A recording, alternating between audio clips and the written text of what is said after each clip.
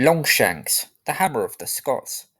Whatever you remember Edward the First as, one thing is for certain.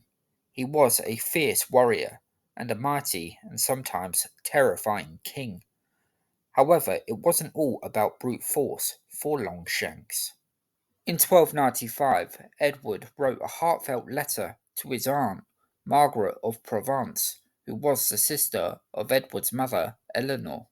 Margaret had been the wife of the French king Louis IX, who had now been dead for a quarter of a century, the mother of Louis's successor, Philip III, who had now been dead for a decade, and she was the grandmother of the current king of France, Philip IV, with whom Edward would clash.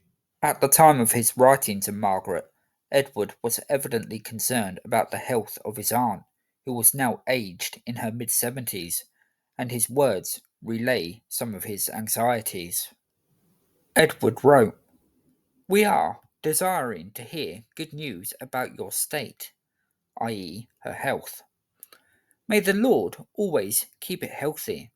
We ask your excellence and request that you make us certain about your state as soon as the opportunity offers, and to satisfy your desire about our own state. Your Highness should know that by the grace of God we enjoy the benefit of full health, which we desire, and wish to hear often about from your serenity."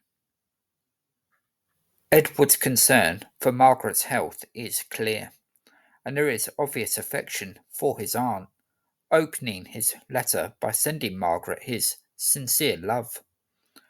Margaret died shortly before Christmas of 1295, after which Edward ordered his Archbishop of Canterbury and other bishops across England to offer their prayers for Margaret's soul.